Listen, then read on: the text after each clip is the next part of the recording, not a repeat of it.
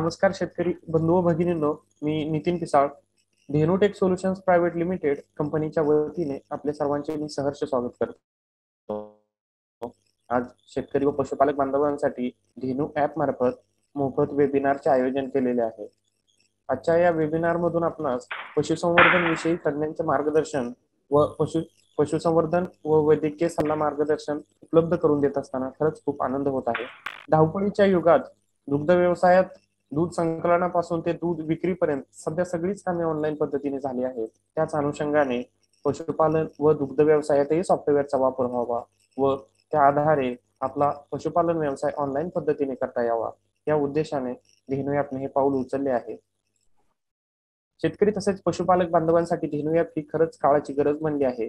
कारण व्यवसायासाठी ज्याप्रमाणे पैसा महत्त्वाचा असतो, त्याप्रमाणेच त्या व्यवसायातून पैसा कमवण्यासाठी माहिती व तंत्रज्ञानाची खूप गरज असते। आज धेनु ॲपच्या मदतीने महाराष्ट्रभरातील कित्येक शेतकरी डिजिटल पद्धतीने जनावरांची खरेदी विक्री करतात, तसेच नवनवीन तंत्रज्ञानाची माहिती घेतात व आपल्या व्यवसायात बदल करून नफा देखील मिळवत आहेत। तरी आपण सर्वांनी धेनु ॲपचा पुरेपूर वापर करावा, तसेच इतर पशुपालकांना देखील धेनु ॲपचे महत्त्व पटवून द्यावे। विशेष करून सांगायचे झाले तर पशुपालन व दुग्ध व्यवसायातील अत्याधुनिक माहिती देणारे धेनु ॲप प्ले स्टोअर वरती शेतकऱ्यांसाठी मोफत उपलब्ध करून दिले आहे। त्याचा सर्व शेतकरी बांधवांनी लाभ घ्यावा।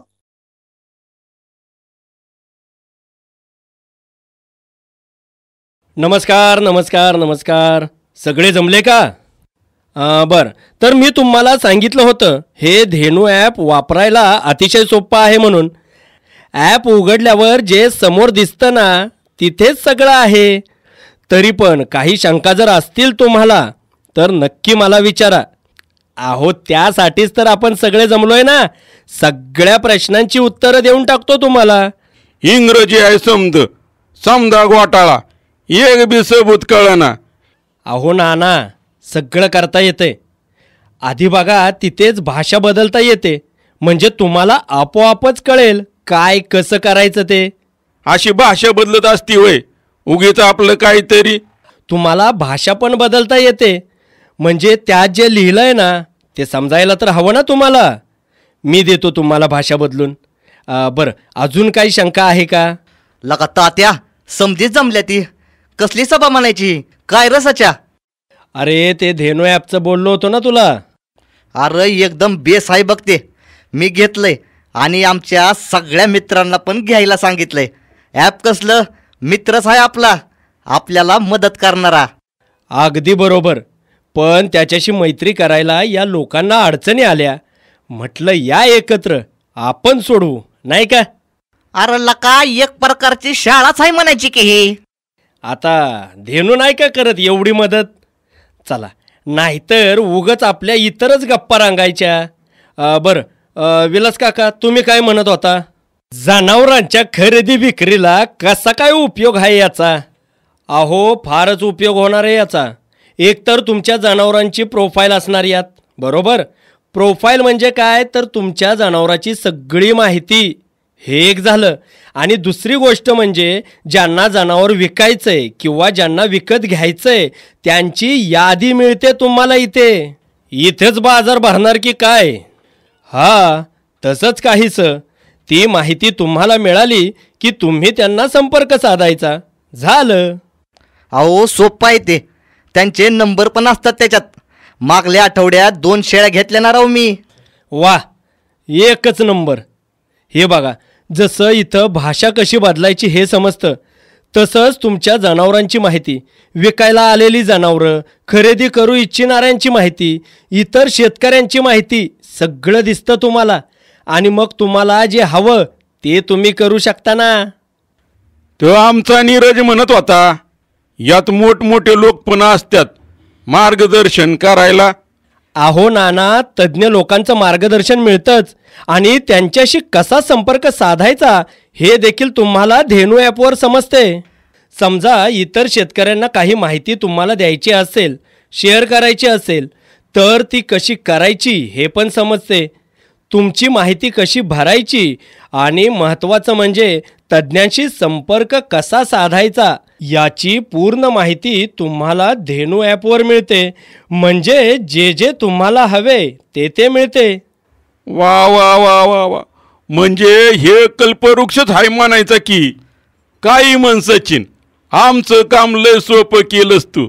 आता काय बी शंका नाही बघ. आता धेनू हाय तर काळजी नाही.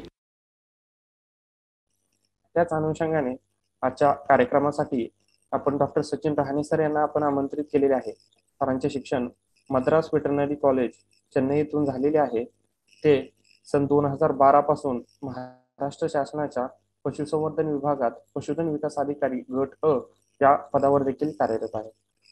विविध वर्तमानपत्रे, नियतकालिके तसेच विशेष अंकामधून त्यांनी पशुसंवर्धन विषयक 50हून अधिक लेख देखील लिहिले आहेत. चारा साक्षरता अभियानांतर्गत ॲग्रोवन दैनिकातून चारा उत्पादन प्रक्रिया व साठवणुकीवरही त्यांनी लिहिलेली खास लेखमाला प्रसिद्ध देखील झालेली आहे. तसेच ते यूट्यूब, फेसबुक व व्हॉट्सअपच्या माध्यमातून सुद्धा पशुपालकांना मार्गदर्शन करत असतात, प्रशिक्षित करत असतात.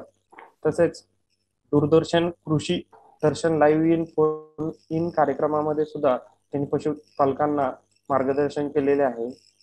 पशुपालकांच्या विविध प्रशिक्षणात त्यांनी 60हून अधिक व्याख्याने दिलेले आहेत. त्याचा कित्येक पशुपालकांना लाभ देखील झालेला आहे. चला तर मग जास्त वेळ न दवडता आपण त्यांच्याकडूनच जाणून घेणार आहोत. हिवाळ्यातील कालवड संगोपन कसे करावे, हिवाळ्यातील जनावरांचे आजार आहार व्यवस्थापन कसे करावे, तसेच तेव्हा धेनू टीम तसेच आपल्या सर्वांच्या वतीने मी डॉक्टर सचिन रहाणे सर यांना विनंती करतो की सर आपण मार्गदर्शनपर वेबिनारला सुरुवात करावी. तर थोडक्यात आपला परिचय या ठिकाणी द्या. नमस्कार पशुपालक मित्रांनो, मी डॉक्टर सचिन रहाणे, पशुधन विकास अधिकारी म्हणून महाराष्ट्र शासनामध्ये कार्यरत आहे. मित्रांनो, आज आपण हिवाळ्यामध्ये कालवड संगोपन आणि हिवाळ्याच्या अनुषंगाने जे काही विविध आजार असतात आणि मॅनेजमेंटमध्ये जे बदल करायचे त्याबद्दल आपण आज चर्चा करणार आहोत. तर ह्या मध्ये जे हिवाळ्यामध्ये अचानक बदल होतो की पावसाळ्यामधून जनावर हिवाळ्यामध्ये आल्यानंतर वातावरणात एक थंडावा येतो, गार वारे व्हायला सुरुवात होते आणि त्यावेळेस जनावरांमध्ये शरीरामध्ये ऊर्जेची गरज जास्त असते. आहार व्यवस्थापन त्या दृष्टीने झाले पाहिजे आणि त्या थंड हवामानामुळे काही आजार होण्याची शक्यता असते. त्याबद्दल सुद्धा आपण व्यवस्थापनात बदल करून आपल्या कालवडी असतील, आपले जनावर असतील यांचं योग्य रीतीनं संगोपन केलं पाहिजे. तर अशा प्रकारे आपण प्रश्नोत्तराच्या माध्यमातून आजचा सेमिनार घेणार आहोत. तर मला असं वाटतं की महाराष्ट्रभरातील बहुतेक शेतकरी जे आहे ते एचएफ गायींचं पालन करत असतात. त्याच्यामध्ये आता सध्या हिवाळ्यात वियन देखील जास्त प्रमाणात होत असते. त्यावेळेस मला थोडक्यात सांगा की कालवडींना नेमके आजार कोणते होतात आणि त्याबद्दल पशुपालकांनी नेमकी खबरदारी कोणती घ्यायला हवी? बरोबर बोललात नितीन. हा जो कालावधी आहे हा जनावर विण्याचा कालावधी आहे आणि यामध्ये खूप सारे नवजात वासरं आपल्याला असतात. म्हणजे 1 ते 3 महिने वयोगटातली भरपूर वासरं ही आपल्याला हिवाळ्यामध्ये जन्माला आलेले असतात आणि त्यांचं वय 3 महिन्याच्या आतमध्ये असतं. अशा वेळेस एकतर सुरुवातीला पहिले 21 दिवस वासराला त्यांची स्वतःची रोगप्रतिकार शक्ती नसते. त्याचबरोबर त्यांच्या शरीराला बाहेरच्या वातावरणात ऍडजस्ट करून घ्यायला थोडासा वेळ लागत असतो आणि ह्याच वेळेस जर वातावरणात अचानक मोठे बदल झाले, जसं आपण बघितलं की 1 डिसेंबर रोजी मोठ्या प्रमाणात पाऊस झाला, त्याच वेळेस थंड वातावरण सुद्धा खूप होतं आणि त्यावेळेस अनेक ठिकाणी जनावरांमध्ये मरतूक झालेली होती. असं अचानक वातावरण बदल झालं तर जनावरांमध्ये मरतूक होते, परंतु रेग्युलर जी हळूहळू थंडी वाढत जाते, सकाळी किंवा पहाटे मोठ्या प्रमाणात धुकं पडतं, त्यावेळेस वासरांमध्ये खास करून न्यूमोनिया हा आजार आपल्याला दिसून येतो. न्यूमोनिया म्हणजे फुफ्फुसदा. ज्यावेळेस सर्दी वाढत जाऊन त्याचं इन्फेक्शन छातीमध्ये म्हणजे फुफ्फुसामध्ये उतरतं, तर त्याला आपण फुफ्फुसदा किंवा इंग्लिशमध्ये न्यूमोनिया म्हणतो. त्याचबरोबर हिवाळ्यामध्ये जनावरांचं तहान लागल्यानंतर अचानक थंड पाणी मोठ्या प्रमाणात पिलं गेलं तर त्याचं पचन बिघडण्याची शक्यता असते. तर अशा पद्धतीचे 2 प्रॉब्लेम आपल्याला दिसून येतात आणि नवजात वासरांमध्ये 3 महिन्याच्या आतले जे असतात त्यांच्यामध्ये नाळ सुजणे, गुडघा सुजणे इत्यादी आजार सुद्धा मोठ्या प्रमाणात दिसून येतात. कारण ऊन कमी असल्यामुळे गोठा वाळत नाही किंवा जनावरांखाली जे ओलावा राहतो त्याच्यामुळे सुद्धा काही आजार होण्याची शक्यता असते. तर प्रामुख्याने वासरामध्ये निमोनिया आणि हगवण लागणे असे 2 प्रकार होऊ शकतात. नक्कीच सर. त्यानंतर सर मला तुम्हाला दुसरा प्रश्न असा विचारायला आवडेल की हिवाळ्यात जन्मलेल्या कालवडींमध्ये मृत्यू होण्याचे प्रमाण आपण ज्या पद्धतीने सांगितलं की त्यांना निमोनिया होतो किंवा त्यांना बुळकांडी लागते, त्याच्यातले ऊर्जेची क्षमता कमी होते किंवा रोगप्रतिकारक शक्ती कमी होते, पण ह्या मृत्यू होऊच नये म्हणून पशुपालकांनी काय खबरदारी घेणं गरजेचं आहे? याच्यामध्ये आपण प्रामुख्याने जी जन्मलेली वासरं आहेत त्यांना सुरुवातीला चांगल्या पद्धतीने त्याच्या वजनाच्या 10% चीक पाजणं गरजेचं. पहिल्या 6 तासाच्या आत जर आपण चांगला चीक त्यांना पाजू शकलो आणि त्याच्यातून जर रोगप्रतिकार शक्ती वासराला चांगली मिळाली तर पुढील 21 दिवस वासरू त्या रोगप्रतिकार शक्तीवर जगू शकतो. तर त्याच्या शरीरात इतर कुठले इन्फेक्शन येणार नाही. सुरुवातीचे 3 दिवस चांगले चीक पाजा. त्याच्यानंतर त्याच्या वजनाच्या 10% आपण दूध पाजलं पाहिजे. समजा साधारण 40 किलो वजनाचं जर वासरू असेल तर सकाळी 2 लिटर आणि संध्याकाळी 2 लिटर असं 4 लिटर दूध 24 तासामध्ये पाजले गेलं पाहिजे. नक्कीच सर. हे झालं एचएफ गायींच्या बाबतीत आपण जे सांगितलं की वजनाच्या 10% त्या वासराला चीक पाजणं आवश्यक आहे. मशीनमध्ये काय सांगता येईल? वजनाच्या 10% चीक पाजणं आवश्यक आहे की काय सांगता येईल? कधी कधी आपण म्हशीला डायरेक्ट वासरू पियाला देतो, त्याच्यामुळे वजन आणि ह्या गोष्टी पशुपालकांना जमत नाहीत. एचएफला आपण काय करतो की बॉटलमध्ये वजन मोजून देऊ शकतो, पण मशीनमध्ये हा प्रकार कसा सांगता येईल? म्हैस असू द्या, गावरान गाय असू द्या, एचएफ असू द्या किंवा जर्सी असू द्या, कुठलंही वासरू असेल तर त्याला वजनाच्या 10% चीक किंवा दूध आपल्याला देणं. गायीमध्ये आपण बाटलीने दूध पाजत असेल तर आपल्याला मोजून देणं शक्य आहे आणि म्हशीमध्ये आपण मोजून देऊ शकत. तर ते कसं दिलं पाहिजे? तर साधारण मित्रांनो प्रत्येक पशुपालकाला एक अंदाज असतो की आपली म्हैस दूध किती देते. समजा ती 4 साडांमधून 4 लिटर दूध देते आणि आपल्याला वासराला 1 ते 1.5 लिटर दूध पाजलं. तर अशा वेळेस आपण एका साडातलं पूर्ण दूध त्याला ठेवून दुसऱ्या साडातलं थोडंसं दूध ठेवून त्याला 1.5 लिटरचा आपण पुरवठा करू शकतो. म्हशीच्या वासरं जे म्हणजे रेड्या असतात, फिमेल कापचे, त्याचं वजन थोडे कमी असतं, साधारण 30-35 किलो असतं. तर सकाळी 1.5 लिटर, संध्याकाळी 1.5 लिटर दूध द्यावं लागतं. परंतु मित्रांनो हे करण्यात आणखी एक धोका काय असतो की मध्ये जर दूध काढून घेतलं आणि नंतर आपण त्यांना वासराला जर दूध पाजायला सोडलं तर तिथे म्हैस पाहणारा पण ठेवण्याचं आणि आपल्याला दूध कमी मिळण्याची शक्यता असते. आणि पाहणारा पण ठेवला तर तिथे जास्त प्रमाणात वासराला दूध जाऊन पुन्हा हगवण लागण्याची शक्यता आपल्याला दिसून येते. तर अशा गोष्टी घडू नये म्हणून आपण म्हशीचा असू द्या, गावरान गाईचा असू द्या किंवा एचएफ गाईचा असू द्या, तर आपण वासराला दूध हे बाटलीनेच पाजलं पाहिजे आणि मोजूनच पाजलं पाहिजे. कारण कमी दिलं तर त्याचं योग्य रीतीने आरोग्य राहणार नाही आणि जास्त दिलं तर हगवण लागण्याची शक्यता होऊ शकते. त्याचबरोबर म्हशीच्या दुधासारखं महागातलं दूध जे आहे ते आपण डेअरीला घालण्याऐवजी गरजेपेक्षा जास्त वासरात दिल्यास त्याचा नक्कीच आपल्या अर्थकारणावर किंवा आपल्या दूध धंद्याच्या फायद्यावर विपरीत परिणाम होऊ शकतो.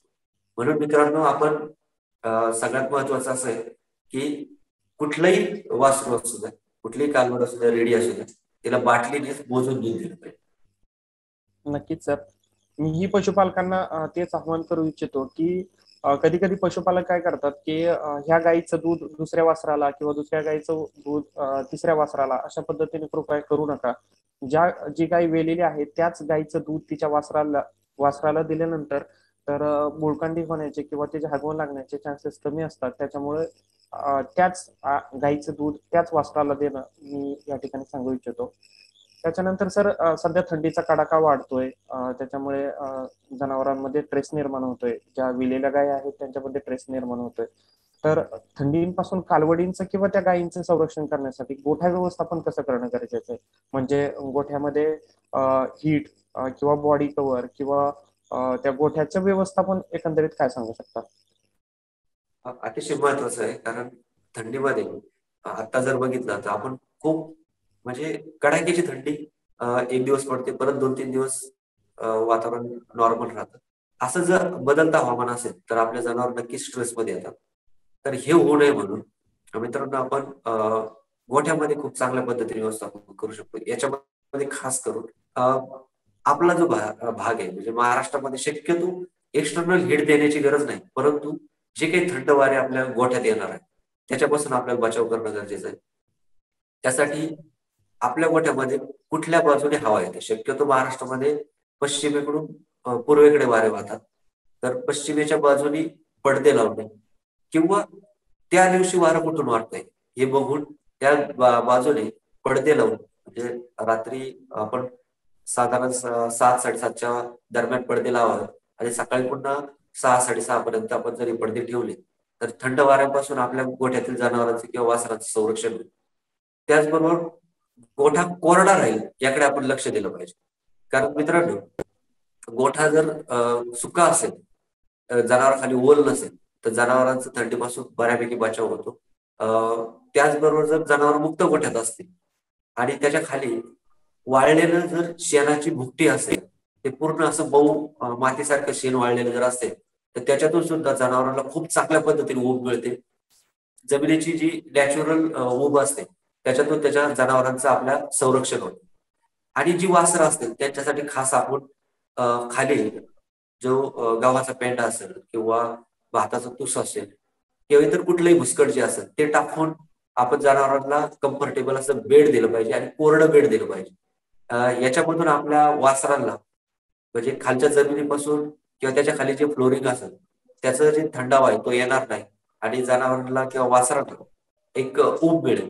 आणि जर खूपच जास्त थंडी असेल तर आपण वासराच्या खाली आणि अंगावर आपण जे तागाची पोते असतात तर ते आपण टाकू शकतो. हे जे गोलपाट किंवा पोते जर आपण खाली आणि त्याच्या शरीरावर टाकले तर त्याच्यापासून सुद्धा त्याला चांगल्या पद्धतीने ऊब मिळू शकते. अशा पद्धतीने जर आपण नियोजन केलं तर आपल्या गोठ्यात नक्कीच थंडीपासून हे होईल. आणि जर खूपच म्हणजे कडाक्याची थंडी असेल, तुम्ही वारं अडवू शकत नसाल आणि गोठ्यात ऊब निर्माण करणं गरजेचं असेल तर मोठे 200-400 वॅटचे बल्ब लावणे, त्याचबरोबर शेगडी पेटून तिथे उष्णता निर्माण करणे, अशा गोष्टी सुद्धा आपण करू शकतो. परंतु शक्यतो महाराष्ट्रात तशा गोष्टींची गरज पडत नाही. तर अशा पद्धतीने आपण नियोजन केलं तर नक्कीच आपल्या गोठ्यात चांगला फायदा. नक्कीच सर, पशुपालकांना मी तीच विनंती करतो की गोठ्यामध्ये विजेचे बल्ब लावा, तसेच पहाटे शेकोटे पेटवा, तसेच गोठ्याच्या आजूबाजूने गोणपाटाचे पोते लावा, जेणेकरून त्याच्यामुळे हवा आपल्या गोठ्यामध्ये येणार नाही. आणि खाली बसण्यासाठी बेडिंगचा वापर करा. तसेच अजून एक सांगू इच्छितो की सकाळच्याला काही लोक भैया लोक जे आहेत ते सकाळच्याला म्हशी धुतात, कारण का थंडावा जास्त असतो सकाळच्या वेळेस, आणि त्यावेळेस जर म्हशी धुतल्यानंतर किंवा गाई धुतल्यानंतर त्या अजूनही ट्रेसमध्ये जातात. त्याच्यामुळे कुणी सकाळच्या वेळी गाई म्हशी न धुता ऊन पडल्यानंतर, जर जास्तच खराब झाले असतील तर ऊन पडल्यानंतर 12-1च्या सुमारास जर आपण गाई धुतल्या तर नक्कीच गाई ट्रेसमध्ये येणार नाहीत, अशी मी सर्वांना विनंती करतो. तर यानंतर मला थोडक्यात सांगा की ज्या कालवडी आहेत त्याला बॉटलने दूध पाजण्याचे काय फायदे सांगता येते?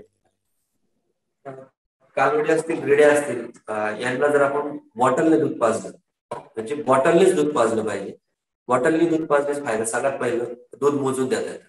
दुसरं, जे दूध आपण पाजणार आहोत ते कोटी पोटात, म्हणजे जर आपण गमेल्यातून जमिनीवरून दूध पाजलं तर ते सरळ कोटी पोटात जातं.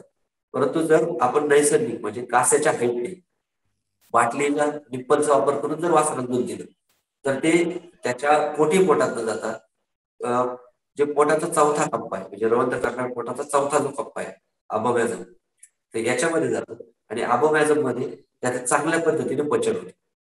मित्रांनो, जर कोटी पोटामध्ये दूध गेलं या कोटी पोटामध्ये चीक गेला तर तिथं तो पचला जात नाही, कारण तिथं रवंथ करण्याची सिस्टीम किंवा ते दूध पचवण्याची सिस्टीम तयार झालेली नसते. आणि अशा वेळेस तो तिथं दूध किंवा चीक पडून राहिला तर तो सडण्याची शक्यता असते आणि त्याच्यातून पुन्हा वासराला हागवण लागण्यासारखे प्रकार होऊ शकतात. तर यासाठी बॉटलने दूध पाजव, बॉटलने दूध मोजून देता येतं. त्याचा म्हणजे नैसर्गिक फील येतो आणि त्याचं दूध डायरेक्ट अबोमॅझम मध्ये गेल्यामुळे त्याचं पचन योग्य रीतीने होतं. बॉटलने दूध पाजताना आणखी एक फायदा आहे की आता आपण 15 दिवशीपासून वासरू वाढण्यासाठी काही टॉनिक आपण देतो किंवा ते आपल्याला त्या दुधामधून देणं शक्य होतं, किंवा जंताचे औषधं वगैरे आपण जे देतो ते सुद्धा आपल्याला त्यामधून पाजणं, दुधामधून पाजणं शक्य होतं.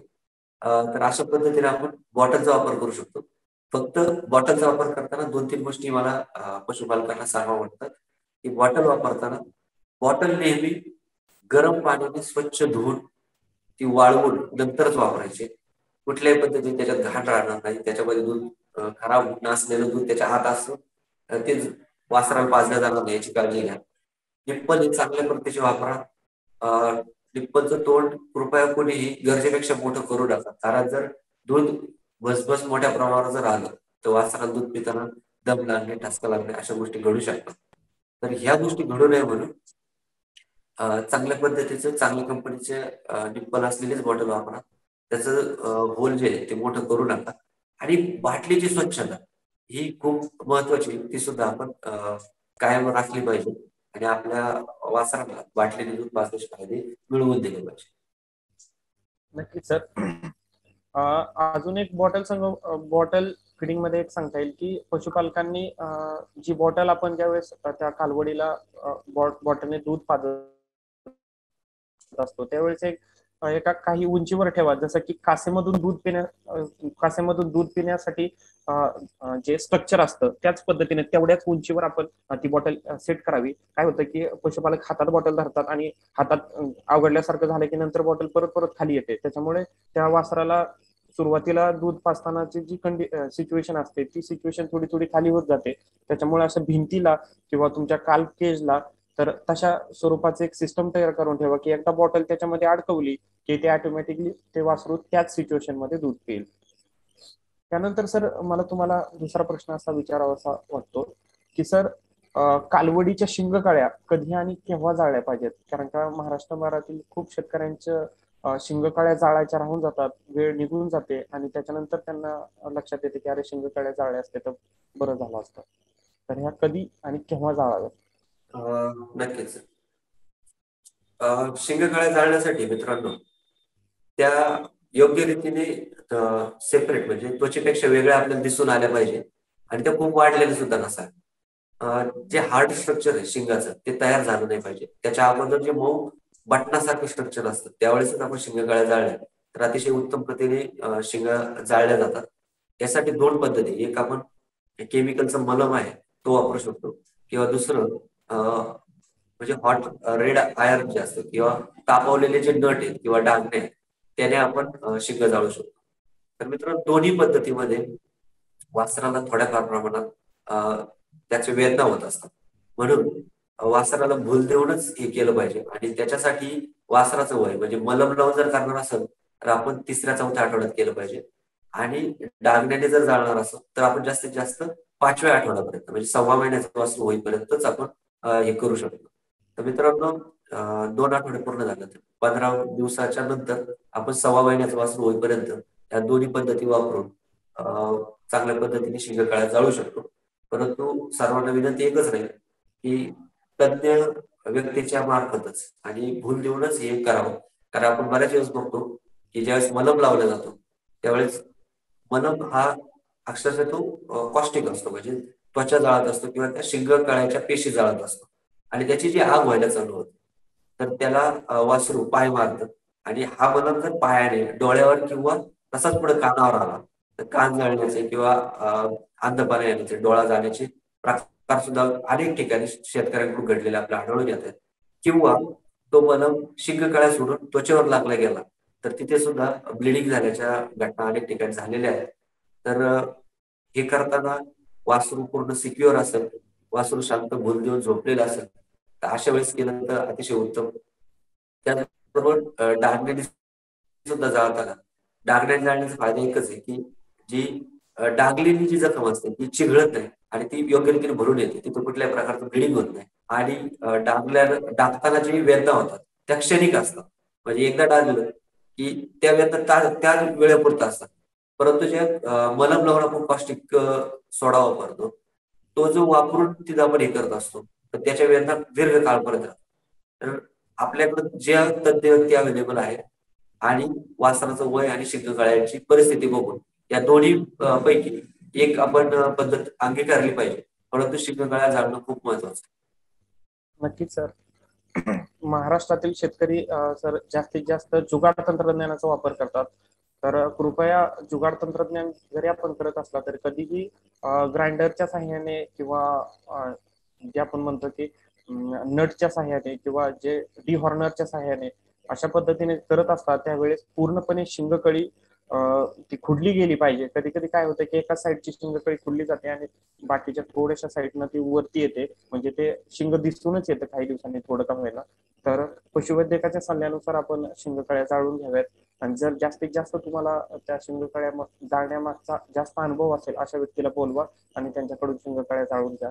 शिंगकळ्या जाळल्यामुळे जनावरांचं वय दिसत नाही, किंवा मुक्त संचार गोठ्यामध्ये ज्यावेळेस आपण जनावरं ठेवतो त्यावेळेस जनावर एकमेकाला मारत नाहीत, त्यामुळे त्यांच्या बरगड्या मोडण्याचे किंवा इजा होण्याचे किंवा असे काही जे प्रकार होतात त्याच्यामुळे हे प्रकाराला आताच आपण आळा घालू शकतो. त्यामुळे कालवड संगोपनातील हा एक खूप महत्वाचा विषय आहे की शिंगकळ्या लवकरात लवकर 2 आठवड्याच्या आतमध्ये तुम्ही त्या शिंगकळ्या जाळून घ्याव्यात.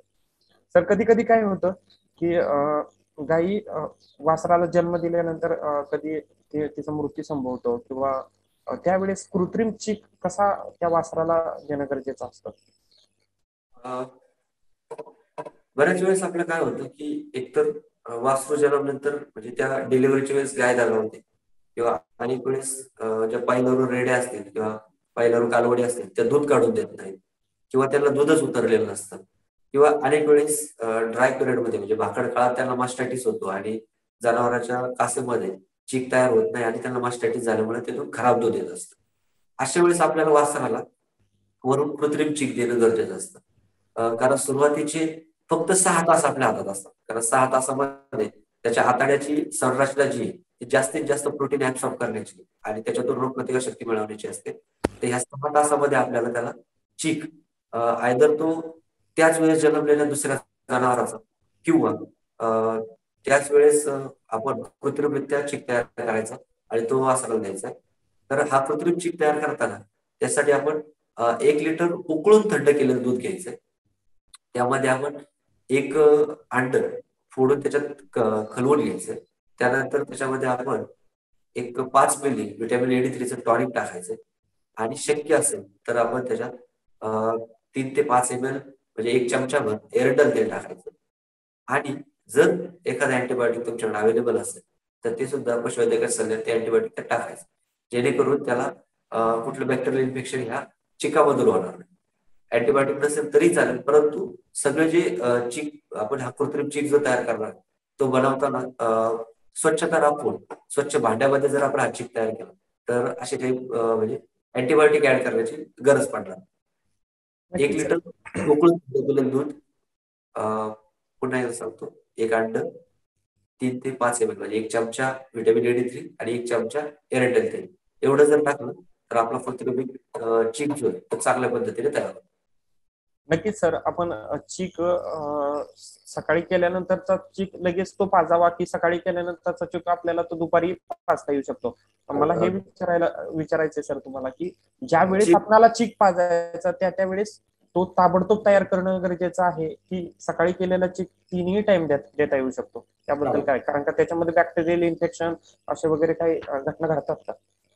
हो, ते होऊ शकतं. म्हणून कृत्रिम चीक असेल किंवा दुसऱ्या जनावरचं जरी आपल्याला दूध त्याला पाजायचं असेल तर हे दरवेळेस ताजं कृत्रिम चीक जो आहे तो बनवून ताजा त्याला पाजावा. आणि दूध सुद्धा दुसऱ्या जनावरचं जर पाजायचं असेल ते उकळून थंड करून नंतरच पाजा. शिळं दूध किंवा खराब दूध आपण वासराला पाजलं नाही पाहिजे. आणि हा चीक सुद्धा सकाळी तयार केला सकाळीच पाजा, संध्याकाळी तयार केला संध्याकाळीच पाजा, तो साठवून ठेवायचा.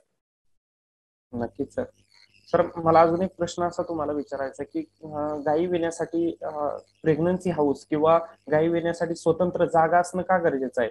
कारण का आपल्या मुक्त संचार गोठ्यामध्ये खूप साऱ्या गायी असतात आणि त्याच्यामध्ये पशुपालकांनी एक विणाऱ्या गायींसाठी वेगळा, भाकड गायींसाठी वेगळा, दूध देणाऱ्या गायींसाठी वेगळा असे कप्पे देखील केलेले आहेत. पण प्रेग्नन्सी हाऊसचे काय फायदे सांगता येतील? प्रेग्नेन्सी हाऊस किंवा पार्च्युरेशन किंवा विण्यासाठी जी एक स्वतंत्र जागा असते तर हिचे 3 पद्धतीने फायदे होतात. एक पहिलं त्या गाईला म्हणजे फायदा होतो, दुसरा वासराला होतो आणि तिसरा मालकाला होतो.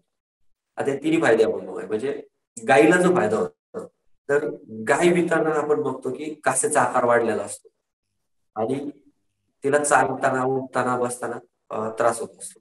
जो रेग्युलर आपला गोठा आहे तो कदाचित कोबा वगैरे असेल तर स्लिपरी असू शकतो. मुक्त गोठ्यात सुद्धा कधी कधी दलदल असते. पावसाळ्यामध्ये आपण बघतो की गुडघ्या इतके त्यात पाय जातात. तर तसं न करता जर सेपरेट गोठा असेल, विण्यासाठी सेपरेट जागा असेल, तर ती आपण काय करतो की तिथे जवळजवळ 5 ते 7 इंचाचा असं भुसकटाचा थर दिलेला असतो आणि ह्या अशा एकदम कम्फर्टेबल जागेमध्ये आपण गाईला ठेवतो. तर व्यायला झालेल्या गाईला आपण अशा जागी जर ठेवली शेवटचे 5-6 दिवस, तर तिला आराम भेटतो. त्याचबरोबर ती डिस्टर्ब होत नाही. ती विण्याच्या अगोदर जर उड्या मारल्या किंवा दुसऱ्या जनावरांनी मागे लागल्यामुळे धावपळ झाली किंवा व्यायच्या अगोदर बरेच वेळेस आपण बघतो की सोट येतो किंवा ते चिकट स्राव योनीमधून येत असतो. त्यावेळेस चुकून म्हणजे ती माझ्यावरच आहे असं समजून काही दुसरे जनावर त्याच्यावर उड्या मारतात. तर ह्या गोष्टी आपल्याला टाळता येतात जर त्याला आपण विण्यासाठी सेपरेट जागा दिली असेल तर. त्याचबरोबर गाईला आपण स्वतंत्ररित्या तिथे चांगला वेगळा आहार देऊ शकतो. त्याच्यावर पूर्ण बारीक लक्ष ठेवू शकतो जर वेगळं ठेवलं तर. जे बाकी 10-20 जनावरांमध्ये मिक्स केलं तर आपल्याला ते शक्य होत नाही. त्याचबरोबर तिला पिण्यासाठी जर वातावरण थंड असेल तर कोमट पाणी किंवा वातावरण म्हणजे उन्हाळा असेल तर थंड पाणी, असं त्या त्या वेळेस जे आवश्यक आहे ते सगळं आपण तिला पुरवू शकतो. दुसरं, वासरासाठी याचा काय फायदा होतो? जर स्वतंत्र जागा असेल, तिथं स्वच्छता असेल, तर विल्यानंतर आपण बघतो की वासरू खाली जमिनीवर पडतं. त्या क्षणापासून त्याच्या शरीरामध्ये वेगवेगळे जीवाणू असतील, विषाणू असतील, वेगवेगळ्या बुरशी असतील, त्या घुसायला सुरुवात करत असतात. आणि अशा वेळेस जर तिथे घाण असेल, तिथे दलदल असेल आणि यात जर वासरू जन्मलं, तर ते लवकर वेगवेगळ्या आजाराला बळी पडण्याची शक्यता असते. तर हे जर टाळायचं असेल आपल्याला, तर ते स्वतंत्र स्वच्छ जागेत जन्मणे खूप गरजेचं असतं. त्याचबरोबर सेपरेट जर गाय ठेवली असेल आपण आपण त्याच्यावर वेगळ्या तिच्यावर स्वतंत्ररित्या जर देखरेख करत असू, तर तिला वेळेत आपण असिस्टन्स देऊ शकतो विण्यासाठी. आणि विताना जर वासरू आढळलं किंवा वासरू पायीवर कालवड असेल किंवा एखादी थकलेली निगेटिव्ह एनर्जी मध्ये गेलेली गाय असेल, तर तिला वासरू बाहेर टाकणं शक्य नसते. त्यावेळेस आपण वासरू ओढून काढू शकतो आणि आपलं वासरू दमवण्याचे चान्सेस अशा पद्धतीने कमी होतात. त्याचबरोबर मित्रांनो, तिसरा फायदा म्हणजे मालकाला. मालकाला काय फायदा होतो तर आपण त्याच्यावर एकदम सहजरित्या लक्ष ठेवू शकतो. दुसरं, जर हे मुक्त गोठ्यामध्ये जर जनावर व्यायला चालू झालं, तर बाकी जनावर सुद्धा तिथे जमा होतात आणि आपल्याला तिथे त्या गायीला योग्य रीतीने असिस्टन्स देता येत नाही. त्यात जर काही अग्रेसिव्ह गायी असतील तर त्या आपल्याला त्या गायीपर्यंत जाऊ सुद्धा देत नाही. तर ह्या गोष्टी आपल्याला जर स्वतंत्र जर आपण विण्यासाठी जागा ठेवली, तर तिथे आपल्याला हा फायदा होतो. नक्कीच सर. त्याच्यानंतर सर मला विचारायचं की गायी वेल्यानंतर ते वासराची नाळ, नाळेचं व्यवस्थापन कसं करणे गरजेचं आहे? कारण का महाराष्ट्रभरातील खूप शेतकरी गायी वेल्यानंतर त्या नाळेकडे दुर्लक्ष करतात, पण नाळेमधूनही त्या कालवडीच्या किंवा त्या वासराच्या पोटामध्ये जंतू संसर्ग होऊ शकतो. हा होऊ नये म्हणून काय करणं गरजेचं? वासरू संगोपनातला सगळ्यात महत्वाचा विषय आहे की जे हे नाळ जी आहे ती कापणे किंवा त्याचं व्यवस्थित व्यवस्थापन करणे. नाळ काय असते तर वासरू जन्मण्याच्या अगोदर त्याच्या शरीरात आत जाणार रक्त, बाहेर येणार रक्त, हे सगळं त्या नाळेमधून जात असतं आणि ह्या नाळेचं कनेक्शन शरीरातल्या प्रत्येक अवयवाबरोबर असतं आतमध्ये. तर त्यामुळे जर इथून जंतू संसर्ग झाला तर तो शरीरातल्या कुठल्याही अवयवाला डॅमेज करू शकतो. म्हणून नाळेचं व्यवस्थापन करणं खूप गरजेचं आहे. तर मग काय करता येईल? पहिलं की विल्यानंतर वासरू एक 4-5 तासानंतर उठून उभा राहतं.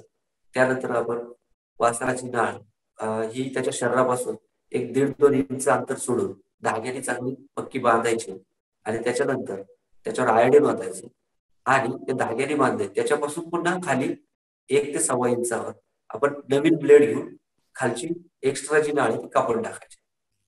असं केल्याने काय होईल की जर लांब लावणारी जर नाळ असेल तर त्याच्यावर त्या वासराच्या आईचा म्हणा किंवा दुसऱ्या कुठल्याही जनावराचा किंवा दुसऱ्या वासराचा पाय पडून ते नाळ तुटण्याचा आणि तिथून रक्त स्राव होण्याचा किंवा तिथून जंतू संसर्ग होण्याची शक्यता असते.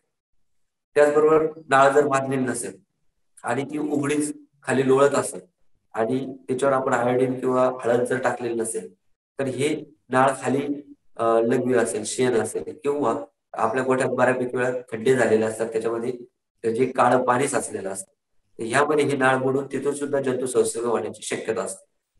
तर अशा पद्धतीने जे जंतू संसर्ग होणार आहे तो टाळण्यासाठी वासराची नाळ त्याच्या शरीरापासून 2-1 इंचावर आपण धाग्याने पक्की बांधायची. त्याच्या खाली 1 इंच सोडून आयोडीन वाटायचं आणि नवीन ब्लेडने ते कापायचे किंवा कात्रीने कापायचे. आणि अशा रीतीने आपण दररोज त्याच्यावर सकाळ संध्याकाळ हळद टाका किंवा आयोडीन मध्ये ते बुडवून घ्या.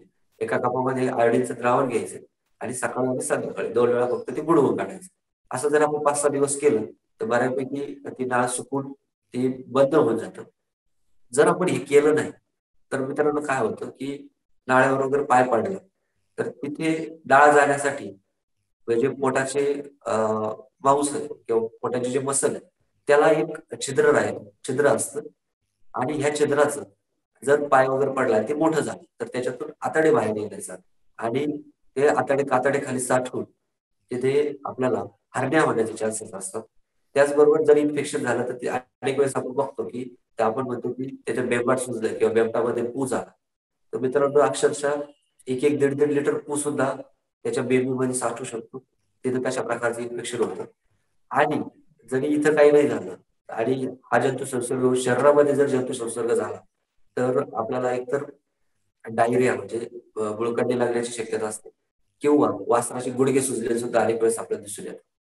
गुडघे सुजले, डायरिया होणे किंवा बेबाट सुजणे हे तिन्ही प्रकार न्यामोलिन अर्थात वासनाचं जे नाळ आहे त्याच्यामुळे होणारे सगळे आजार आहेत. त्याच्यामुळे जर नाळेचं व्यवस्थापन केलं तर वासनाला सुरुवातीच्या काळात हे जे काही 4-5 आजार होणार आहेत ते आपण टाळू शकतो आणि आपल्या वासनाचं चांगलं संगोपन होऊन योग्य आरोग्य राखून आपण ते पुढे प्रमोट करू शकतो. नक्कीच सर. तर मला हे विचारायला आवडेल की गाय निगेटिव्ह एनर्जी बॅलन्स मध्ये जाते म्हणजे नक्की काय होतं? खूप म्हणजे तसा मोठा विषय पण थोडक्यात सांगूया की गाय विताना तिच्या पोटामध्ये वासरू वाढत असतं. वासरू वाढतं म्हणजे ते तिथे पोटामधली जागा ऑक्युपाय करतं आणि जे कोठी पोट आहे म्हणजे रवंथ करणारं पोट आहे त्याच्यावर ह्या वासराचा म्हणजे भार असतो आणि त्यामुळे कोठी पोटाचा आकार कमी होतो. आता कोठी पोटाचा आकार कमी झाला तर म्हणजे आपल्या जनावरांची चारा खाण्याची क्षमता जसं त्याचं म्हणजे गर्भकाळ वाढत जाईल, प्रेग्नन्सी पिरियड जसा वाढत जाईल तसं त्याच्या पोटामधली जागा कमी होते आणि त्या चारा खाण्याचं प्रमाण कमी होते. आता एक तर वासरू झपाट्याने वाढत असतं. जनावराला त्याच्या विण्यासाठीची शरीरात ताकद साठवायची असते. विल्यानंतर जो मोठ्या प्रमाणात चीक द्यायचा आहे त्याची तयारी करायची असते. कासेची रिपेअरिंग चालू असते. ह्या सगळ्या गोष्टीसाठी जनावराला मोठ्या प्रमाणावर पोषक घटकांची गरज असते. पण नेमकी त्याच वेळेस त्याच्या पोटामध्ये जागा कमी असते आणि अशा वेळेस जर आपण रेग्युलर डाएट देत राहिलो, आपण त्याला प्रेग्नन्सीसाठीचे खास एनर्जी डेन्स जर डाएट दिला नाही, आपण मोठ्या प्रमाणात त्याला ऊर्जा आणि पोषक तत्व पुरवली नाही विण्याच्या अगोदर. कारण हे काय होतं की विण्याच्या अगोदर जनावर दूध देत नसतं आणि दूध न देणाऱ्या जनावरांकडे अनुत्पादक जनावरांकडे पशुपालकाचं दुर्लक्ष होतं. कारण बऱ्यापैकी वेळेस आपण बघतो की भाकड काळात आपण त्याला पशुखाद्य सुद्धा खाऊ घालत नाही आणि विल्यानंतर आपण सगळ्या प्रकारचे खाद्य त्याला खाऊ घालण्याचा प्रयत्न करतो. परंतु असं न करता भाकड काळात त्याला जरी दूध देत नसेल जनावर तरी त्याला आपण योग्य रीतीने भाकड काळातील पशुखाद्य दिलं पाहिजे म्हणजे जेणेकरून त्याच्या शरीरामध्ये ऊर्जा निर्माण होईल. आणि विल्यानंतर काय होतं जर आपण हे भाकड काळात दुर्लक्ष केलं तर विल्यानंतर अचानक मोठ्या प्रमाणात ऊर्जेची गरज असते म्हणजे वितानाच त्याला एकदम भरपूर ताकद लागते. त्याचबरोबर विल्यानंतर चीक तयार करण्यासाठी सुद्धा तिला मोठ्या प्रमाणात ऊर्जेची गरज असते आणि त्याचबरोबर इतर जे मिनरल आहे कॅल्शियम फॉस्फरस याची सुद्धा मोठ्या प्रमाणात गरज असते. विल्यानंतर सुद्धा काय होतं की वासरू बाहेर जातं आणि एक कोटीपोट जे ते इतके वेळ दबलेलं असतं ते अचानक ते असं मोकळं होऊन पोटामध्ये पडतं. आपण बघतो की जनावरांची तब्येत एकदम खालावलेली दिसते आणि अशा वेळेस जर शरीरात ऊर्जेचे साठे म्हणजे चरबीच्या स्वरूपात म्हणा किंवा ग्लायकोजनच्या स्वरूपात जर साठवलेले नसतील तर इथे सुद्धा विल्यानंतर जरा 5-6 दिवस कमी चारा व्यायच्या अगोदर आपण योग्य रीतीने त्याचं आहार नियोजन केलं नसेल आणि विल्यानंतर 5-6 दिवस जर जनावरांनी कमी चारा खाल्ला त्याच्या शरीराच्या ऊर्जेची गरज भागली नाही त्याने मोठ्या प्रमाणात दूध दिलं तर अशा वेळेस जनावर निगेटिव्ह एनर्जी बॅलन्स मध्ये जातो. निगेटिव्ह एनर्जी बॅलन्स मध्ये गेल्यावर तिथे किटोसिस सारखा आजार होऊ शकतो. तिथे मिनरल डिफिशियन्सी झाली तर मिल्क फिवर सारखे आजार होऊ शकतात आणि निगेटिव्ह एनर्जी बॅलन्स मध्ये राहिलं तर जनावरांची स्वतःची रोगप्रतिकार शक्ती कमी होते आणि रोगप्रतिकार शक्ती कमी असली तर गर्भाशय दाह म्हणजे मेट्रायटिस किंवा मास्टायटिस म्हणजे स्तनदाह हे रोग सुद्धा मोठ्या प्रमाणात होण्याची शक्यता असते. त्याचबरोबर वार जार न पडणे, वार अडकणे म्हणतो आपण त्याला, हे सुद्धा प्रकार निगेटिव्ह एनर्जी मध्ये होऊ शकतात.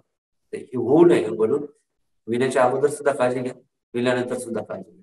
योग्य रीतीने आहार नियोजन केलं तर नक्कीच आपण या प्रश्नाला चांगल्या पद्धतीने सामोरं जाऊ शकतो. नक्कीच सर.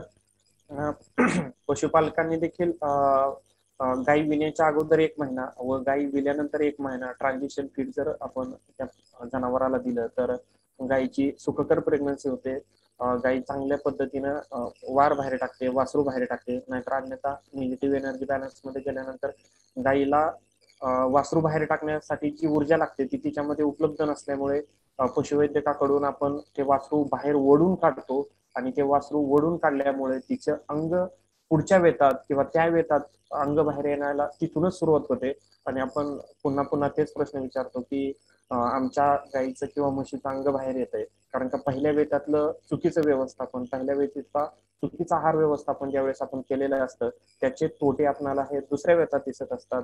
त्याच्या जर हे ट्रान्झिशन फीड किंवा योग्य आहार किंवा खाद्य नियोजन न केल्यामुळं आपल्याला मिल्क फिवर होऊ शकतो, मिनरलच्या डिफिशियन्सी होऊ शकतात, गाय आजारी पडू शकते, मस्टायटिस, इतर सगळी कारणं आपल्याला या सगळ्या ट्रान्झिशन किंवा गाई वेतामध्ये 1 ते 2 महिन्यामध्ये आपल्याला आढळून येत असतात.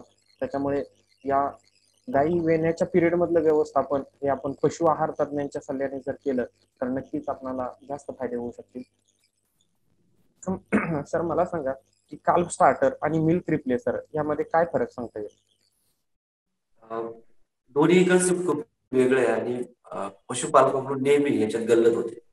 मिल्क रिप्लेसर हे दुधाला पर्याय आहे, म्हणजे जे वासराला आपण दूध देणार आहोत त्या दुधाला जर जास्त किंमत भेटत असेल बाजारात तर आपण त्यावेळेस कमी किमतीचं दुधाला पर्याय असं दूध पावडर असेल, व्हे प्रोटीन असेल किंवा इतर काही म्हणजे वनस्पतीजन्य पदार्थ वापरून किंवा जे धान्य वगैरे असेल याचं एक कॉम्बिनेशन करून म्हणजे धान्यातले सुद्धा काही प्रोटीन्स वगैरे काढून दुधाला पर्याय असे पावडर बनवलेले असते जी पाण्यात खालवून दुधासारखीच बाटलीने पाजायची असते. तर मित्रांनो याला मिल्क रिप्लेसर म्हणतात, जे मिल्कला रिप्लेस करतो. दुधाऐवजी जे पाजायचे त्याला मिल्क रिप्लेसर. हे पावडर फॉर्म मध्ये येते आणि हे पाण्यात मिक्स करून पाजायचं असतं. प्रत्येक कंपनीच्या फॉर्म्युलानुसार किती पाण्यात किती पावडर कालवायची हे थोडंसं वेगळं दिलेलं असतं. आणि मिल्क रिप्लेसर सुद्धा 100% दुधाला रिप्लेस करत नाही, तर वयानुसार हळूहळू दूध कमी करत जाऊ मिल्क रिप्लेसर वाढवायचं असतं. आणि 1-2.5-3 महिने झाल्यानंतर तुम्ही पूर्ण दूध बंद करून मिल्क रिप्लेसरवर 1 महिना 1.5 महिना पुढे परत वासराला ठेवू शकता. हे झालं मिल्क रिप्लेसर. आणि जे काफ स्टार्टर आहे, तर काफ स्टार्टर जे आहे मित्रांनो, ते काफ स्टार्टर मध्ये पशुखाद्य असतं, जे आपली गोळी पेंड असते त्या प्रकारचं हे खुराक असतो. आणि हे काफ स्टार्टर आपण वासराला कोरडं देत असतो गोळी पेंडीच्या स्वरूपात. तर हे पशुखाद्य जे आहे ते वासराला कशासाठी द्यायचं असतं की त्याला ती खाण्याची सवय लागावी. त्याला फक्त दुधातूनच आपण त्याचं संगोपन करू शकत नाही. दूध खूप महागडा पदार्थ आहे आणि त्याला मार्केटमध्ये एक व्हॅल्यू आहे. तर त्याच्याऐवजी आपल्याला दूध कमी पाजून जास्तीत जास्त चांगली वाढ घेण्यासाठी आपण त्याला एक गोळी पेंडीच्या स्वरूपातलं पशुखाद्य देतो, त्याला आपण काफ स्टार्टर म्हणतो. तर काफ स्टार्टर मित्रांनो 5व्या-6व्या दिवशीपासून थोडं थोडं वासराला द्यायला सुरुवात करायची आणि वासरू हळूहळू जसं खात जाईल तसं ते वाढवत द्यायचंय. इकडे दुधाबरोबर आपण काफ स्टार्टर वाढवत द्यायचंय. 2 ते 2.5 महिन्यानंतर वासरू ज्यावेळेस 1 ते 1.5 किलो काफ स्टार्टर खायला सुरुवात करतो त्यावेळेस आपण दूध कमी करायला सुरुवात करायची. आणि वासरू 80 ते 85 किलो वजन होईल, 1.5 किलो पर्यंत काफ स्टार्टर खात असेल, अशा वेळेस आपण त्याचं दूध बंद केलं तरी काही हरकत नाही. बऱ्यापैकी वेळेस मित्रांनो आपण बघतो की दूध बंद केल्यानंतर वासरं खराब व्हायला सुरुवात होते. तर त्याचं कारण एकच असतं, दुधातून खूप चांगल्या पद्धतीचे पोषक घटक मिळत असतात. आणि ते जर वासराला फक्त चारा खायची सवय असेल आणि आपण काफ स्टार्टर देत नसू, त्याला तेवढे पोषक घटक इतर चाऱ्यातून मिळत नसतील, तर त्यावेळेस वासर खराब झालेलं दिसतं आपल्याला. तर ते टाळण्यासाठी वासराला 6व्या-7व्या दिवशीपासून काफ स्टार्टर खाऊ घालण्याची सुरुवात करा. कोरडं द्यायचं मित्रांनो, दुधात मिसळून द्यायचं नाहीये. काफ स्टार्टर त्याला समोर ठेवायचं, सुरुवातीला मुठभर ठेवायचं, हळूहळू त्याची क्वांटिटी वाढवत द्यायची. तर अशा पद्धतीने जर आपण काफ स्टार्टर वासराला खाऊ घातलं तर त्याचे खूप चांगले परिणाम मिळतात. मिल्क रिप्लेसर आणि काफ स्टार्टर हे 2 वेगळ्या गोष्टी. मिल्क रिप्लेसर हे पावडर फॉर्म मध्ये येते, ते पाण्यात मिक्स करून त्याचं दूध बनवून वासराला पाजायचे. काप स्टार्टर जे आहे ते गोळी पेंडीच्या स्वरूपात पशुखाद्य येतं, ते वासराला खाऊ घालायचंय, ज्याच्यामुळे त्याला पोषक घटक मिळते. आणि हे काप स्टार्टर खाऊ घातल्यामुळे त्याची रवंथ करण्याची प्रक्रिया लवकर सुरू होते आणि आपल्या वासराला आपण लवकर दूध बंद करून चाऱ्यावर आणि पशुखाद्यावर वाढवू शकतो. नक्कीच सर.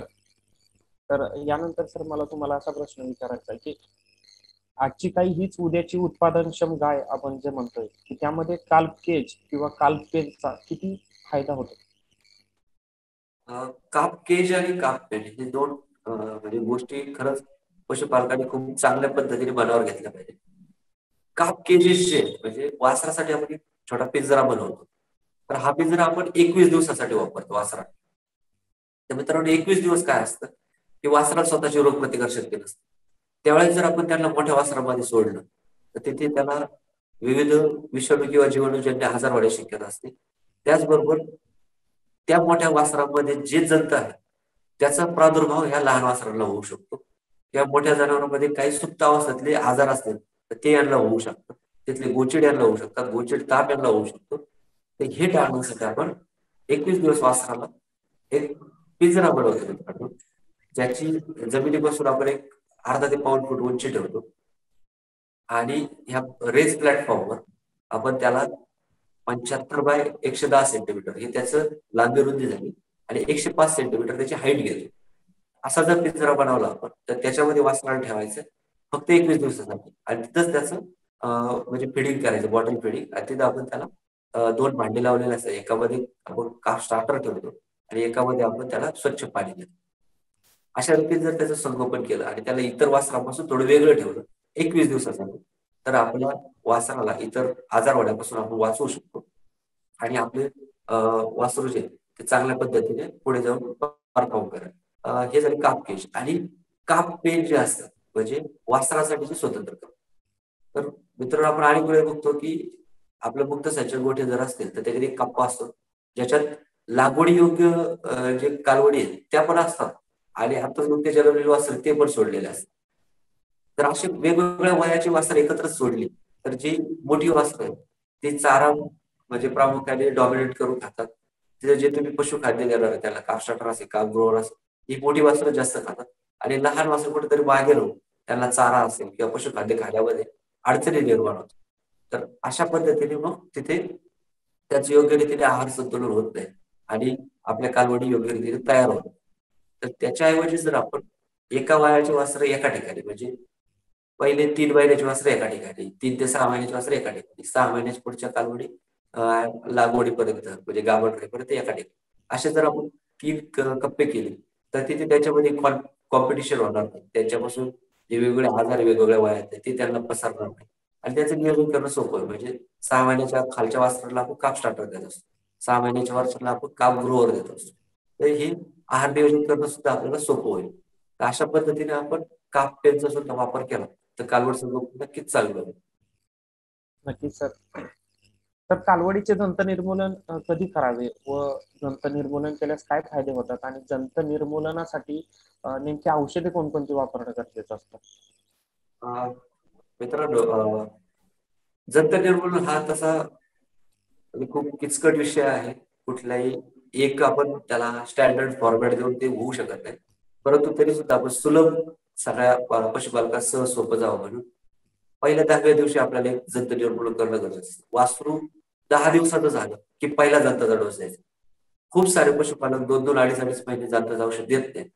परंतु मित्रांनो खास करून रेड्यांमध्ये म्हणजे मशीनमध्ये जे गोल जंत आहे त्याचा प्रादुर्भाव हा जन्मताच झालेला असतो किंवा गर्भाशयात सुद्धा झालेला असतो. त्याच प्रकारे कालवडीला सुद्धा गर्भाशयात म्हणा किंवा विल्यानंतर लगेच जंताचा प्रादुर्भाव होत असतो. हे टाळण्यासाठी आपण 10व्या दिवशी 10 ml जंताचं जे औषध आहे ते पिप्रॅझिन म्हणून हे औषध आपण देणं गरजेचं आहे.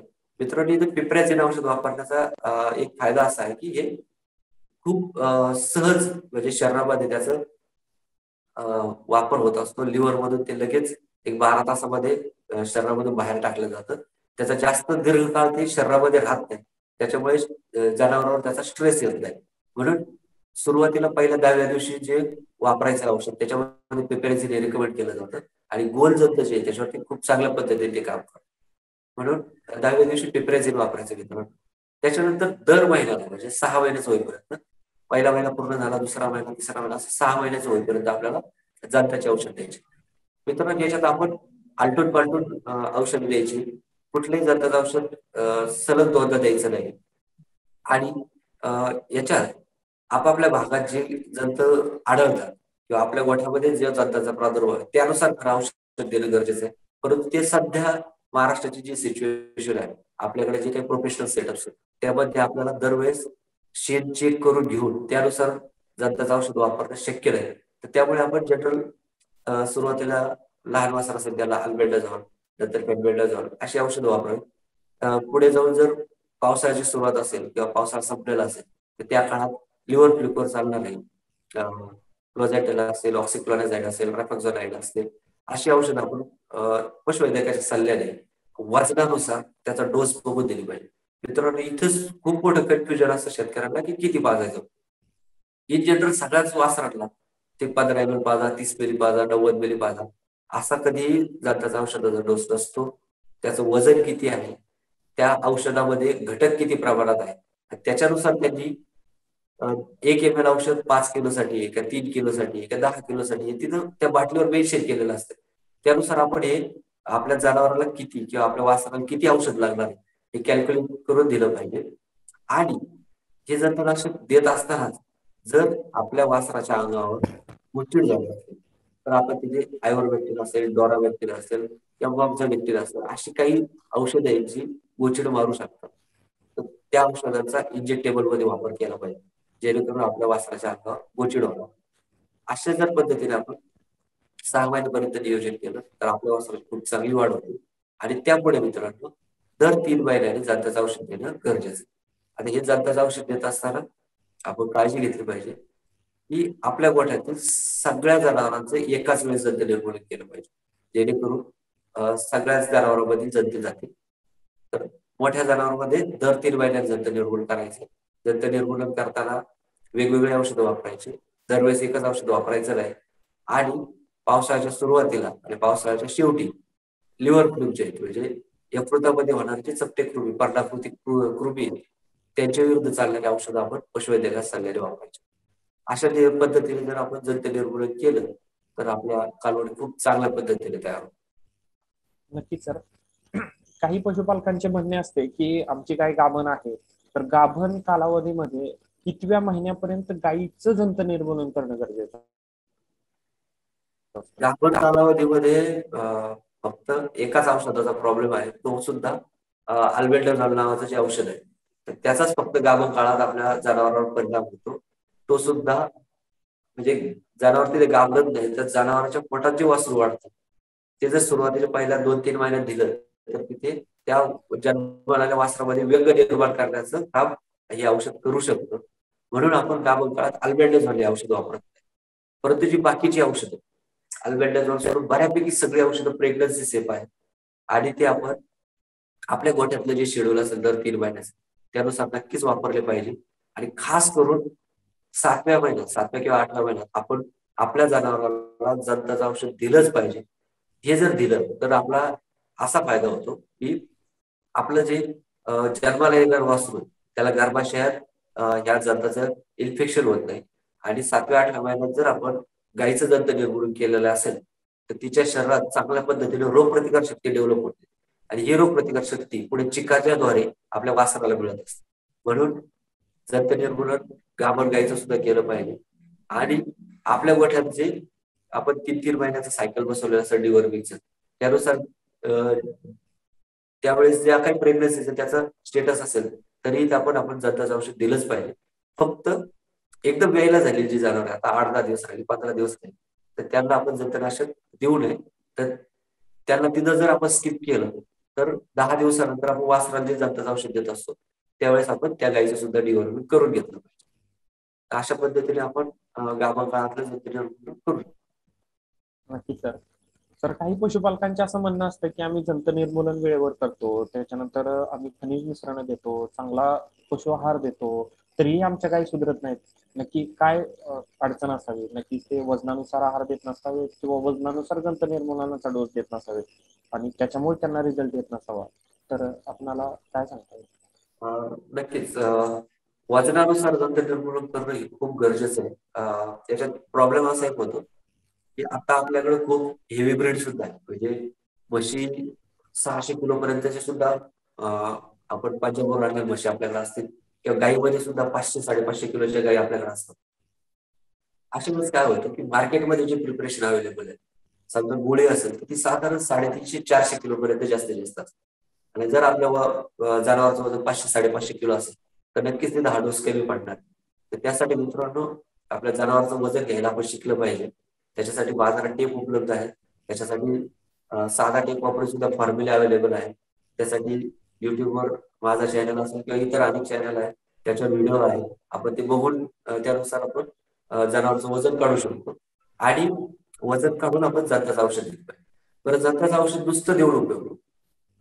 जंताचं औषध दिल्यानंतर आपण त्याला पुढे 5 ते 10 दिवस लिव्हर टॉनिक सुद्धा दिलं पाहिजे. आणि व्हिटॅमिन D3चं टॉनिक सुद्धा आपण त्यावेळेस दिलं तर आणखी चांगला रिझल्ट मिळतो. होतं काय की जंताचं औषध असतं किंवा कुठलंही औषध आपण ज्यावेळेस जनावरांना देतो त्यावेळेस जनावरांच्या लिव्हरमध्ये असं सगळं मेटाबॉलिझम होत असतं. आणि हे जे मेटाबॉलिझम होतं त्यामध्ये जनावराला किंवा त्या जनावरांच्या लिव्हरवर स्ट्रेस येत असतो. अशा पद्धतीने जर लिव्हर स्ट्रेस मध्ये आलं तर त्याला त्याच्यातून बाहेर काढण्यासाठी आपल्याला जंत निर्मूलन केल्यानंतर 5 ते 10 दिवस लिव्हर टॉनिक देणं गरजेचं आहे. आणि त्याचबरोबर आपण व्हिटॅमिन D3 सुद्धा दिलं तर जनावरांच्या ज्या शरीरातल्या व्हिटॅमिनच्या वेगवेगळ्या गरजा आहेत त्या पूर्ण होतात. व्हिटॅमिन D मुळे आणि ए मुळे रिप्रोडक्शन असेल ते चांगलं राहतं, स्किनची हेल्थ चांगली राहते. आणि त्या व्हिटॅमिन D3च्या टॉनिक मध्ये व्हिटॅमिन ई आणि सेलेनियम जर असेल तर विविध रोगाविरुद्ध तिथे चांगल्या पद्धतीने रोगप्रतिकार शक्ती तयार होते. तर अशा पद्धतीने आपण ह्या गोष्टी म्हणजे केल्या पाहिजे. तर तिथे आपल्याला दंत निर्मूलनाचा योग्य रीतीने म्हणजे चांगलं कॉम्प्रिहेन्सिव्ह आपल्याला रिझल्ट मिळेल. आणि आहार नियोजनात बऱ्यापैकी वेळेस आपण बघतो की सगळ्या जनावरांना सारखा आहार दिला जातो. गाभण असू द्या, विलेले असू द्या किंवा दुधात असू दे. तर तसं न करता वजन आणि प्रोडक्शन ह्या दोन गोष्टींना अनुसरून आपण त्यांना जनावरांना आहार नियोजन केलं पाहिजे. जर जास्त दूध देणाऱ्या गाई असतील, आपल्या 30+ 40+ जर गाई असतील तर त्यांच्यासाठी खास पशुखाद्य बनवून घेतले पाहिजे किंवा ज्या कंपन्यांचे खास त्यासाठी जे पशुखाद्य ते वापरले पाहिजे. कारण अनेक वेळेस बघतो आपण की आपण सगळ्याच जनावरांना म्हणजे 15 लिटर दूध देणारी गाय असेल आणि 30 लिटर दूध देणारी गाय असेल तर सगळ्यांना सारखंच आपण पशुखाद्य वापरतो. तर असं न करता आपण आपल्या जनावराला त्याच्या दूध उत्पादनानुसार पशुखाद्य दिलं पाहिजे. त्याच्या वजनानुसार त्याचं आहार नियोजन केलं पाहिजे. आणि तरच आपली जनावर आपल्याला सुदृढ किंवा चांगली दिसतील. तर अशा पद्धतीने आपण नियोजन केलं पाहिजे. नक्कीच सर, मीही पशुपालकांना तीच विनंती करतो की पशुपालकांनी जनावरांचा आहार असेल तो वजनानुसार देणं गरजेचं असतं. की काही पशुपालक काय करतात, आपल्या हातात येईल तेवढाच चारा त्या जनावरांना देत असतात. कारण का आपला हात म्हणजे काय वजन काटा नाही की जेवढं हातात येईल तेवढं जनावरांना खायला द्यायला. कारण का आपल्या हातात जेवढे येईल तेवढी त्याची भूक आपल्याला समजलेली नसते. कारण का जर आपण अपूर्ण चारा किंवा कमी वजनाचा चारा आपण त्या जनावराला दिला तर जनावरांची भूक भागत नाही. जनावर सारखं धास्तावल्यासारखं करतं. ज्यावेळेस आपण खाद्य गव्हाणीमध्ये टाकत असतो त्यावेळेस जनावर त्या ठिकाणी खाद्य खायला येतं.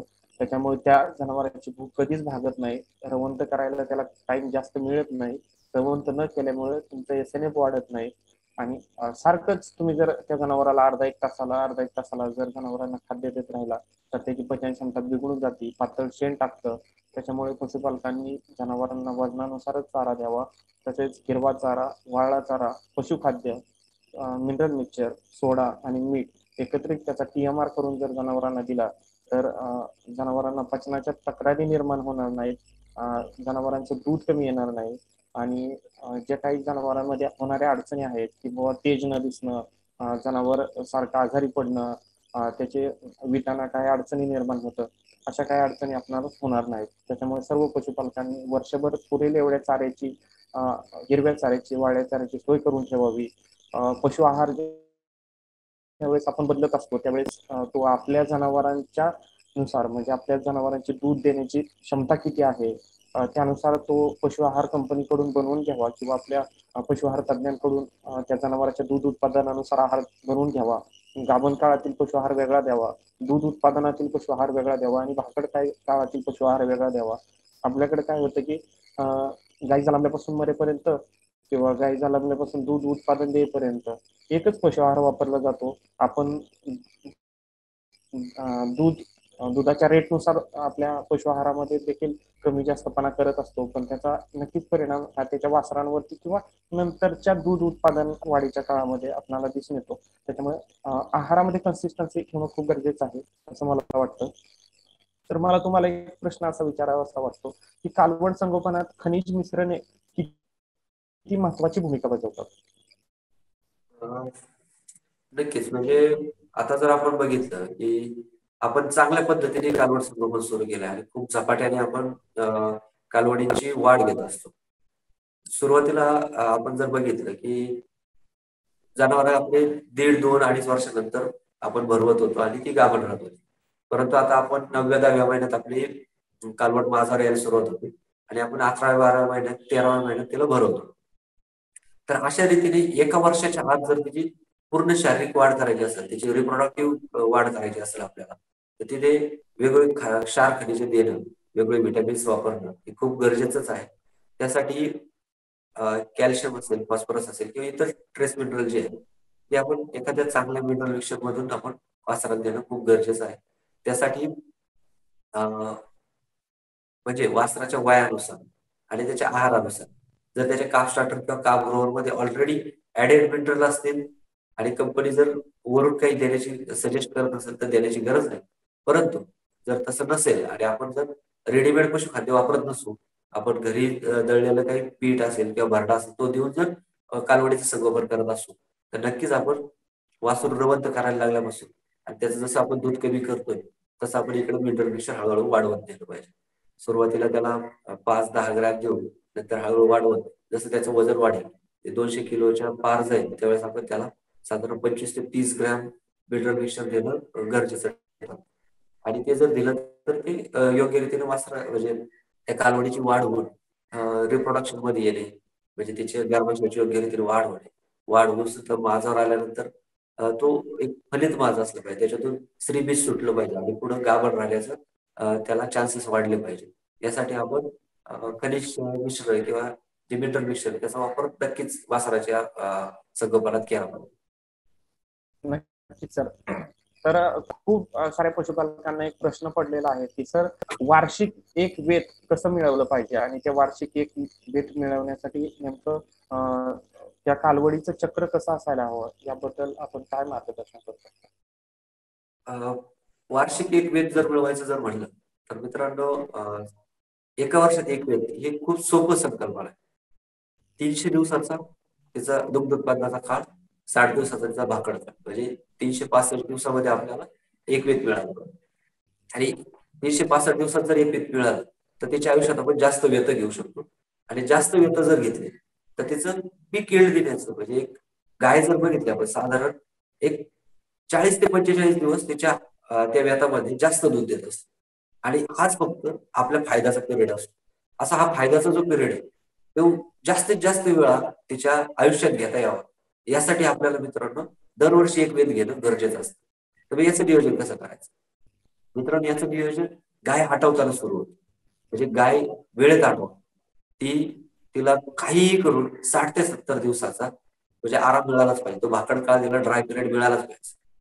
हा मिळाला 15 दिवस पशुखाद्य बंद ठेवा आठवल्यानंतर, पूर्ण तिने आटल्यानंतर पुन्हा तिला भाकड काळातलं पशुखाद्य चालू करा.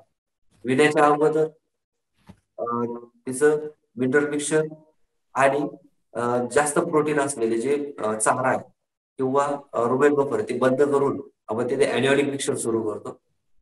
अॅन्युअलिक मिक्सचर दिलं तर त्यामुळे जनावरांच्या शरीरात आम्लता वाढते, त्याच्या पोटातल्या रक्ताची, त्याच्यामुळे हाडातलं कॅल्शियम वापरायची तिला सवय लागते. हे शेवटचे 15 ते 20 दिवस आपल्याला अॅन्युअलिक मिक्सचर द्यायचं. जर हे केलं तर जनावर विल्यानंतर त्याला अचानक म्हणजे जनावर विण्यापूर्वी त्याला 10 ते 12 ग्रॅम कॅल्शियम लागत असतं 24 तासामध्ये.